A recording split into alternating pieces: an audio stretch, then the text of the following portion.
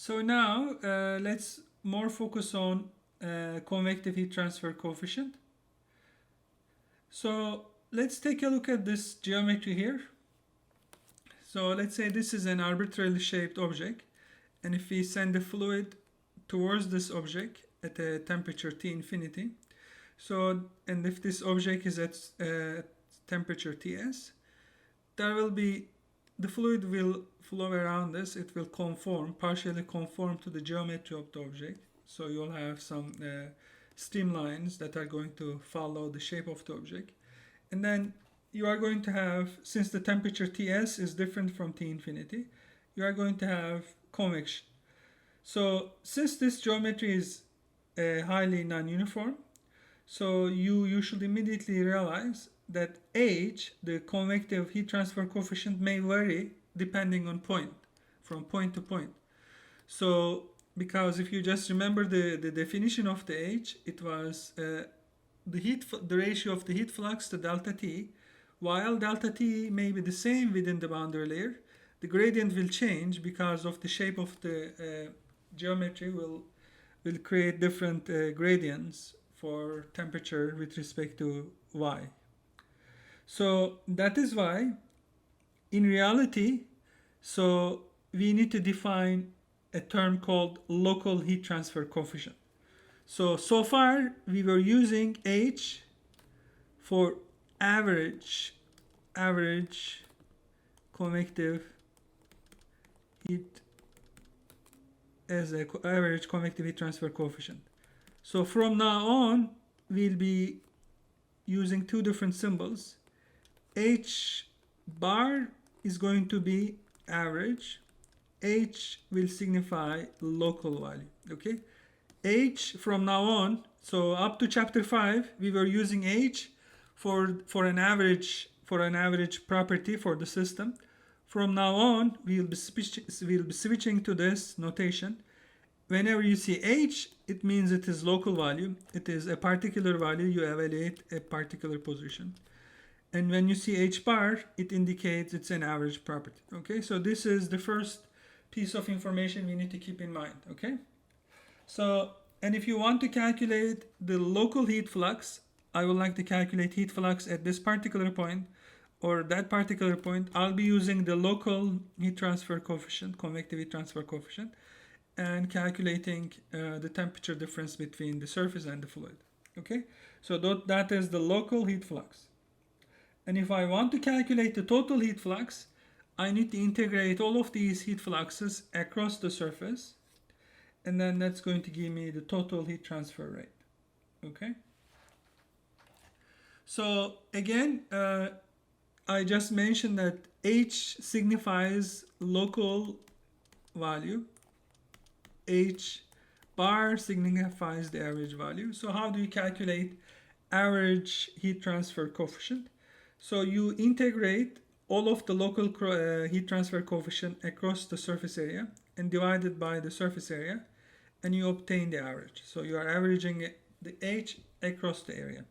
Okay, and if you want to write down the heat transfer rate in terms of the average H, so H bar times the surface area multiplied by delta T is going to give us a heat transfer rate. This is the Newton's law of cooling. We were using, instead of H bar, we were using H.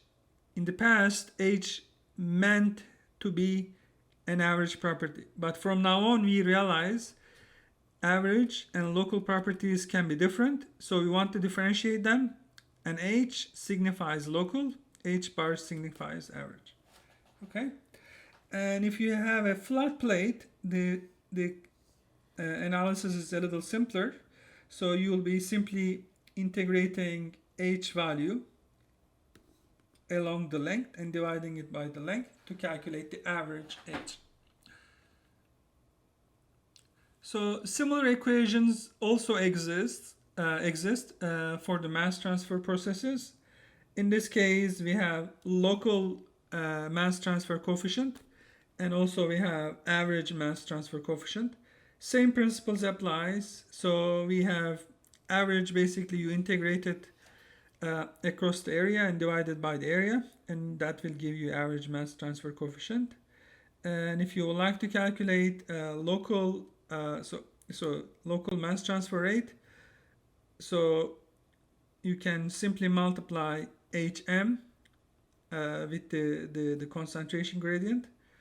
And if you like to calculate, if you have a flat plate, you simply need to integrate the mass transfer coefficient along the length and divide it by the length. So now let's take a look at our first example. In this case, we are interested in calculating an average property. Okay.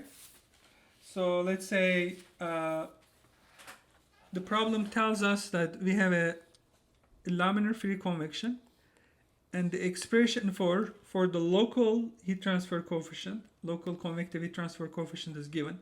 So this is given to us. So if let's say this is 0, and if this is extraction, and it is changing, H is changing as given in this equation. Okay. So our goal is twofold. So calculate H average divided by H local for a particular X value. And we were also asked to plot H local versus H average along the length. Okay, let's take a look at this problem. Again, this is fairly straightforward problem. So our goal is basically, we know, what do we know? We know an expression for H of X. So this is given to us, and H of X is simply C times X to the minus 1/4. And we are trying to find Hx bar, okay? And our schematic is basically, we have a flat plate. This is X equal to 0. This is any X.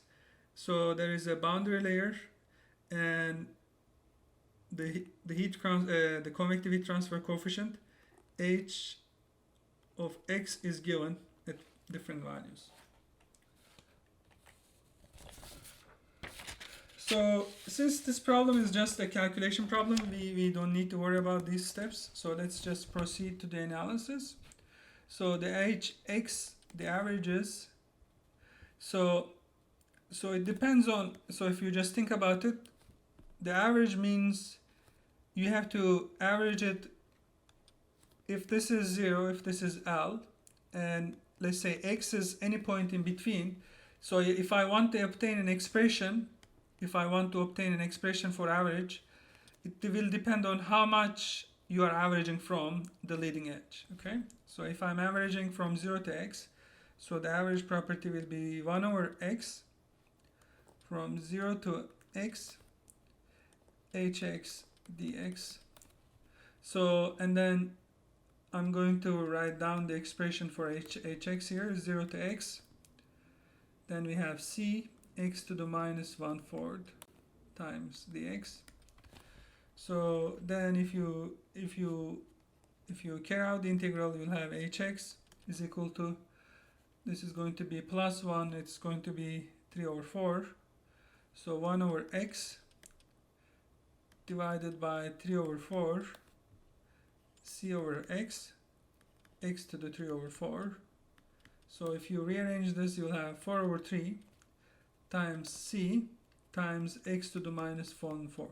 Okay, and if you pause here, if you see that C times X to the minus 1/4 is H of X, so that means this is equal to 4 over 3 times Hx. So if you are averaging from 0 to X, and if you calculate an average convective heat transfer coefficient, and if you take that, if you divide it by H of X, you'll be getting 4 over 3. Okay, so that is the idea. And if you want to plot Hx and Hx bar here from 0 to, let's say 1, 2, 3, and let's say if we go until X. So at X equal to 0, you'll have c to the x to the 1/4, so this is going to shoot up at infinity, and then it's going to gradually go down, right? So this is going to be hx, and h average is 4/3 times of hx, so that means it's going to have the same shape, but it's going to be 4/3 times hx. Okay, so these will be the velocity profile. Again, hx, so if you have a given length, if you are averaging it from 0 to x, this hx is going to be basically, it's going to be a constant value. Okay, so it is not going to depend on x as long as you have a known size. So the averaging is basically if you have an object of 1 meter length, and if you know how it changes if h of x changes with x, so when you integrate it from 0 to 1, you will get a constant number. Okay.